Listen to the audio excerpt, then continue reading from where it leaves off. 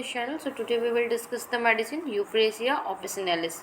Euphrasia officinalis का common name है eyebright and belongs to a family Scrophulariaceae. Euphrasia officinalis के prover है doctor Hahnemann. तो Euphrasia के फिजिकल जनरल्स की बात करें तो बैड इफ़ेक्ट्स फ्रॉम फॉल, कॉन्ट्यूजन्स और mechanical injuries of external part. हमारे एक्सटर्नल पार्ट में मैकेनिकल इंजरीज यानी कि किसी भी मैकेनिकल चीज़, मतलब कि आप गिरने से जब घस जाता है उस चीज़ पे, या फिर किसी चीज़ से आपको लग गया हो सर पे, ठीक है, गिर जाने से, बैड इफ़ेक्ट्स ऑफ फॉल, गिर जाने से तो जो चोट लग जाती है उस कंडीशन में भी हमारे यूफ्रेशिया दे सकते हैं. वो फिजिकल जनरल्स में है और सेम हमारे कॉन्ट्यूजन्स और मैकेनिकल इंजरी के लिए आर्निका भी है. Catarrhal affections of mucus membrane specially of eyes and nose. जो भी म्यूकस मेम्ब्रेन होंगे जहाँ भी, जैसे हमारे स्टमक हो गया, हमारा रेस्पिरेटरी सिस्टम हो गया, जहाँ भी हमारे म्यूकस मेम्ब्रेन्स होंगे वहाँ कैटेरल इन्फेक्शंस देखने को मिलेगा, मतलब इन्फ्लामेशन देखने को मिलेगा. Specially of eyes and nose, आँख और नाक में स्पेशली. ठीक है, आइज़ की बात करें तो euphrasia one of the best medicine है फॉर आइज़. ठीक है, profuse acrid lacrimations with profuse bland coryza. तो एक्रेट लैक्रिमेशन होगा यानी आंखों से जो पानी गिरेगा, बहुत ज़्यादा आंखों में जलन होगी. ठीक है, आंखों से जब आंसू गिरेंगे वो बहुत ज़्यादा जलेंगे. और जो ब्लैंड कोराइजा, और जो हमारे कोराइजा है वो ब्लेंड होगी, वो एक्रेट नहीं होगी, वो मतलब एसिडिक नेचर का नहीं होगा, उतना ज़्यादा वो जलेगा नहीं. ठीक है, रिवर्स टू एलियम सीपा, मतलब इसका जस्ट अपोजिट. लैक्राइमेशन जो होगा एलियम सीपा में वो ब्लेंड होगा, कोराइजा जो होगा वो एक्रेट होगा एलियम सीपा में. लेकिन हमारे यूफ्रेशिया में जो लैक्राइमेशन है, मतलब आंखों से जो टीयरिंग हो रही है, वो एक्रिड है, एसिडिक नेचर में है, जल रहा है. और जो कोराइजा है, डिस्चार्ज हो रहा है जो नोज से, वो ब्लेंड है. The eyes water all the time and agglutinated in morning, margins of lids red swollen burning.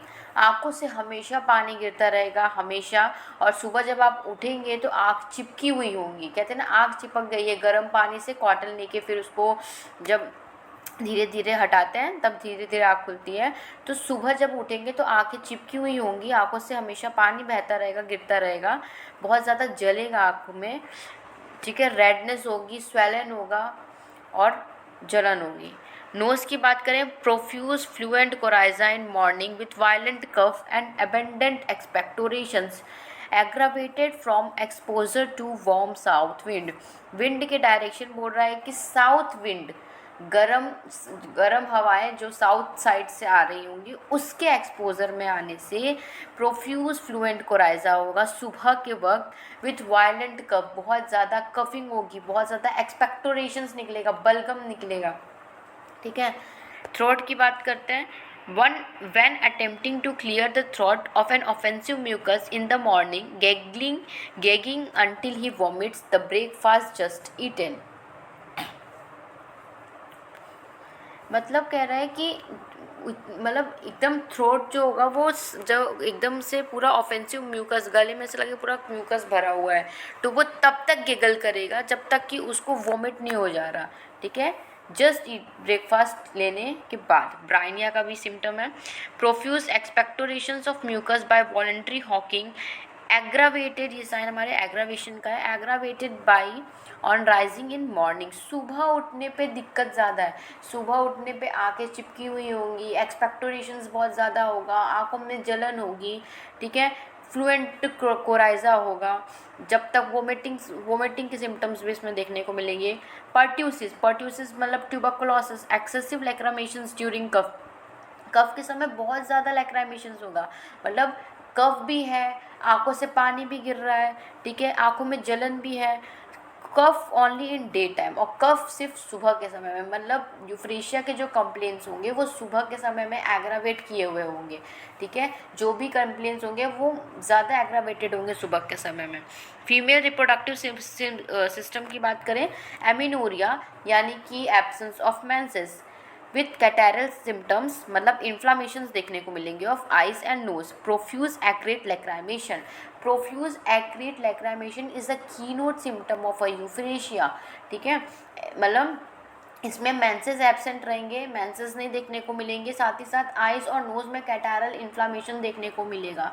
Profuse एक्रेट लैक्राइमेशंस, आंखों से बहुत जलन जलन सी लैक्राइमेशंस होंगे, टीयरिंग होंगे। मेंसेस जो होंगे वो पेनफुल होंगे, रेगुलर होंगे, ठीक है। फ्लो लास्टिंग ओनली 1 आवर, 1 घंटे के लिए सिर्फ मेंसेस आया, 1 घंटे के लिए मेंसेस आएगा, वो भी बहुत ज़्यादा पेनफुल होगा। और late scanty short lasting only 1 day, या तो बहुत लेट मेंसेस आएगा, ठीक है, बहुत थोड़ा सा, ठीक है, बहुत थोड़ी सी होगी, 1 दिन के लिए मुश्किल से होगा। या तो दो मेंसेस के 2 सिम्टम्स, 2 कंडीशंस बताए हैं, या तो मेंसेस रेगुलर होंगे बट कुछ घंटों के लिए आएंगे और बहुत ज़्यादा पेनफुल होगा, या तो मेंसेस बहुत डिले किया हुआ होगा और थोड़ा सा होगा, a lasting for only just 1 days. Modalities की बात करें कि व्हेन इट्स एग्रावेटेड, इवनिंग के टाइम में, in bed, indoor, warm, moisture, after exposure to south wind, when touched. हिप हाइपरिकम का भी यही है।